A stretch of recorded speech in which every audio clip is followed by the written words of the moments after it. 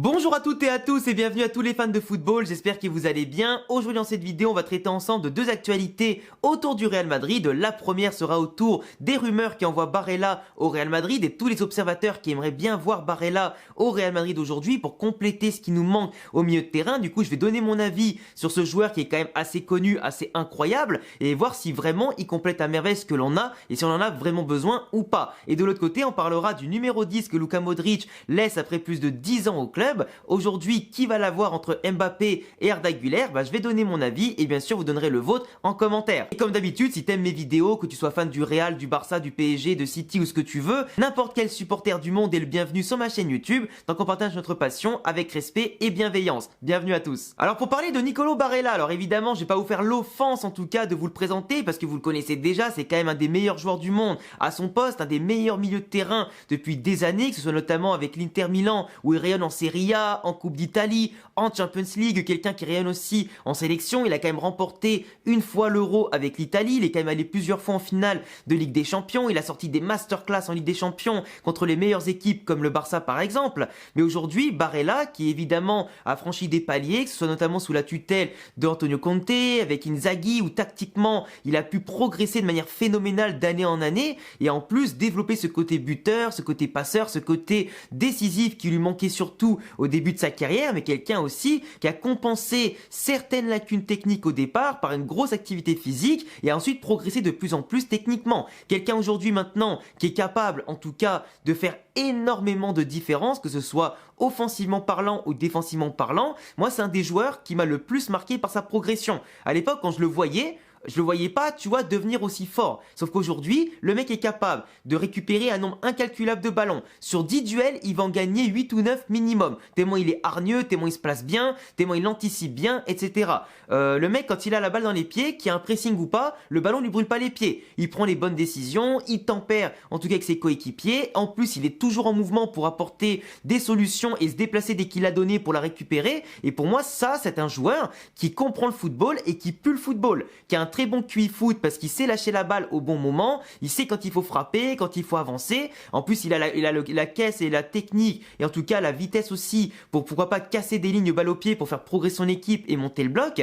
Et aujourd'hui, quelqu'un en plus qui avec son activité de marathonien arrive facilement, comme je disais, à faire les efforts pour harceler l'adversaire, revenir défendre et en tout cas renforcer les lignes de défense de son équipe. Aujourd'hui, il a progressé énormément dans les 30 derniers mètres adverses, chose qui lui manquait beaucoup de base quand il est arrivé à l'Inter. Mais aujourd'hui, on sent quand même que c'est un joueur plus calme, plus confiant, plus conquérant.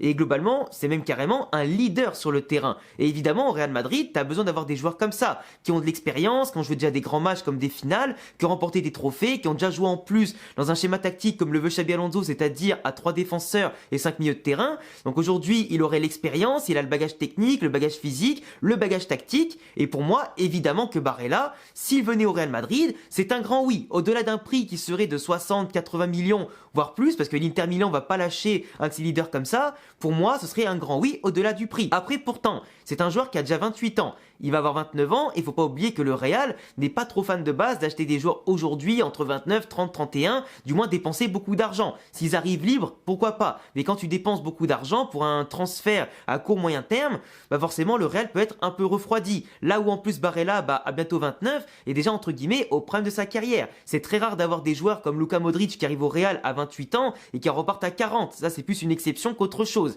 Donc Barella, aujourd'hui, serait pas, je pense, la priorité du Real Madrid en termes d'âge, de prix et de, entre guillemets, profil. Parce qu'aujourd'hui, ce qu'on recherche, et ça, je pense que les gens l'oublient quand même, c'est un profil à la Toni Kroos. Et je pense pas que Barella se rapproche un tant soit peu sur certaines phases d'un Toni Kroos. Je dis pas qu'il est mauvais techniquement, je dis pas qu'il est pas capable de réguler le jeu. Parce qu'on le voit à l'Inter, il est capable d'apporter de la sérénité, de la confiance, de belles prises de balles, et c'est avant tout ce qu'on demande au Real. Quelqu'un capable d'apporter des bonnes relances, d'apporter de la sérénité, de stabiliser le jeu. Mais nous, on a aussi besoin de quelqu'un qui régule le jeu. Et tu vois, qui le ralentit quand il le faut, qui l'accélère quand il le faut, qui est capable de casser des lignes en quelques passes, d'avoir cette vision au-delà simplement des bonnes prises de décision. Et aujourd'hui, on a besoin peut-être de quelque chose de différent. En attaque, on a recruté beaucoup de fois les mêmes profils. Et pour quel résultat? On l'a vu cette saison, ça a été catastrophique. Au milieu de terrain, l'important, quand tu joues à 4 ou à 5, c'est évidemment d'avoir des diversités importantes pour contrer n'importe quel profil en face, n'importe quelle tactique adverse.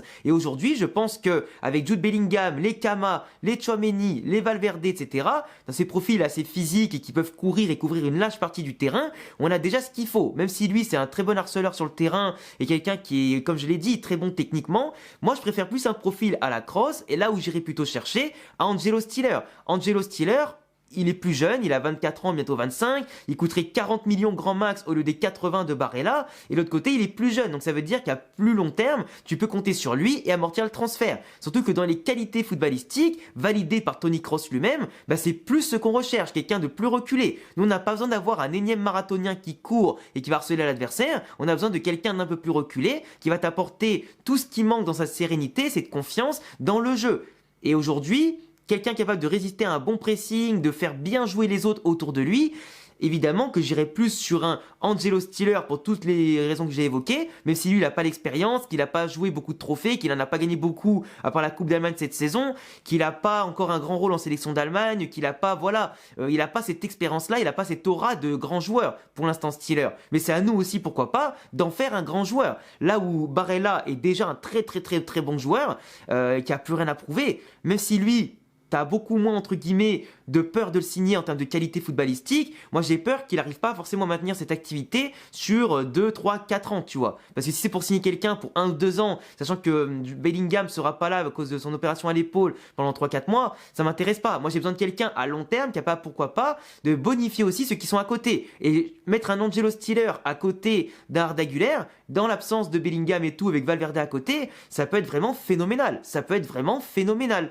Avec du jeu, avec en tout cas des joueurs qui sentent le football. Je dis pas que Barella est un mauvais profil, mais quand tu compares un peu les stats entre Barella, Stiller ou pourquoi pas McAllister, pour moi, on voit clairement que les trois profils se ressemblent un peu. McAllister est un peu plus, on va dire, bon dans la plupart des stats, mais il rayonne pas autant que les autres certaines stats. On voit quand même que Barella, c'est plutôt le profil qui va courir, plus que Stiller qui lui est plus assidu sur certaines passes en tout cas.